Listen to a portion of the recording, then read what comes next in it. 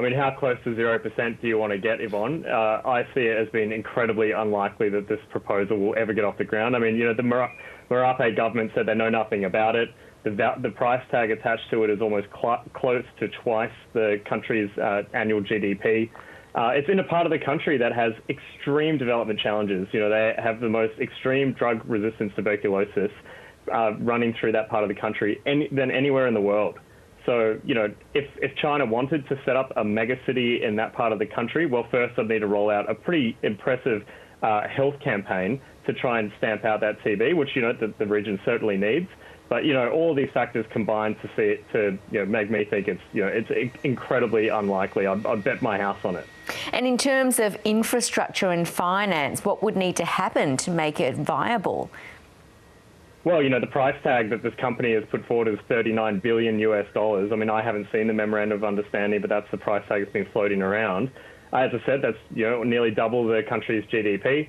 To get materials and supplies there, well, you need to basically build your own logistics networks to get them there. And there's no guarantee of finance. These MOUs are the easiest part of these deals to get off the ground, and no one's even signed it on the PNG side yet. But that's the whole game here. It's these middlemen, these people out in the fringes, these Chinese businessmen. They go out around the Pacific, they try to get local government, provincial government, national government, whoever will talk to them to sign a piece of paper. They try to drum up enough attention around it, and Beijing might start paying attention, they might show an interest, and the money might start flowing. So, there's so many steps to go here in this project, which, again, attached to the price tag, the location, all just, leads me to think, I mean, there's just no chance this is ever going to get off the ground. So tell us more then, why do we see companies and governments aiming to strike deals for projects that have so many hurdles to get to completion? Well, look, I think there's just so many Chinese business people out there in the Pacific who are out there to make a buck, and they're trying to read the tea leaves as to what Beijing wants.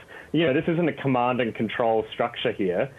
These are, everyone's trying to infer what Beijing may want, so they're out there talking to all these people, all these government officials to get a deal.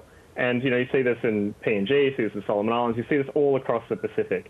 And then hopefully it'll generate enough attention. Australian media will start paying attention. You might get some Australian politicians talking about it. Beijing will take notice. And then, they might be interested in the project. They might see some geostrategic gain. They might see some commercial opportunity, and they might start sending the money your way. And then this businessman who's gotten the MOU signed in the first place, well, they can get rich. So, we're seeing this in increasing frequency in the Pacific, and I have a lot of sympathy for Pacific nations in wanting to sign up to these deals. Daru, Western Province of PNG, is very impoverished and is in need of development opportunities. So I have full sympathy for the position of the Pacific in this. But, from the Australian perspective, we also can't, jump at shadows here. We can't jump at every one of these MOUs because we'd never get anything else done. We're seeing these kind of deals popping up every week in the Pacific. Meanwhile, Jonathan, China has announced it'll be providing COVID-19 vaccines to Papua New Guinea. How does this affect Australia's attempts to coordinate vaccination programs across the region? Well, I think it's always been clear that, it's a matter of who gets there first, right, between Australia, the West and China. China's been offering its vaccines across the Asian region. Indonesia's already signed up to it. So, PNG is not alone here. Everyone's in the queue here. We all want to get vaccinated as quickly as possible so we can get our economies up and go and, of course, beat the health impacts of COVID-19. So, I think it does put the pressure on the coalition government. They've been very clear from the start. I think they've been quite good on this, sending the strong messaging that we've got you covered, Pacific.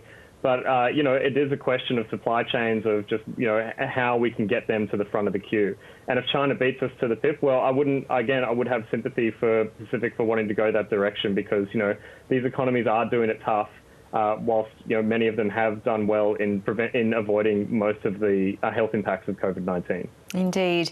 Well, it certainly has been an eventful week in the Pacific with the deportation of the Vice-Chancellor of the University of the South Pacific from Fiji back to Australia, and also that controversy over the Pacific Islands Forum's new Secretary-General pick.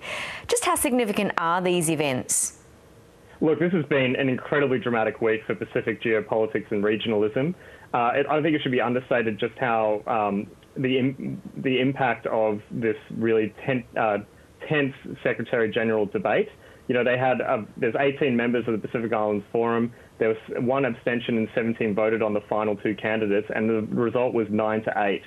Tradition is that you have a consensus pick when it comes to the Secretary General, who's kind of like the head of the UN for the Pacific. Chief bureaucrat and diplomat rolled into one. It's a very coveted position. But to split this vote right down the middle has left this huge rift in the Pacific that we're already seeing the repercussions of.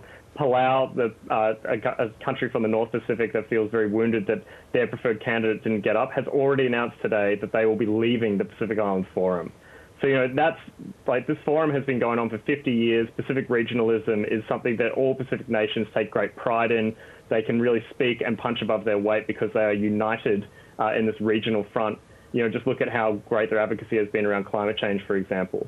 With Palau leaving, I'd expect more to leave who didn't get their way. It's a really, really, really tense time for Pacific regionalism. Add into the mix that as this was happening, whilst Frank Bainimarama, the Prime Minister of Fiji, was sitting in the room hashing this out with other leaders around the Pacific, his government was deporting the Vice Chancellor for the University of South Pacific, which is itself a regional organisation owned by 12 countries in the Pacific. The ramifications of that move as well are going to play out over the next weeks, months, and even years. So there's a lot of tension in the region at the moment. It's all still moving very quickly. And it's been a very, very bruising week for the Pacific. Indeed, significant developments. Jonathan, always good to talk. Thank you. Thanks, Yvonne.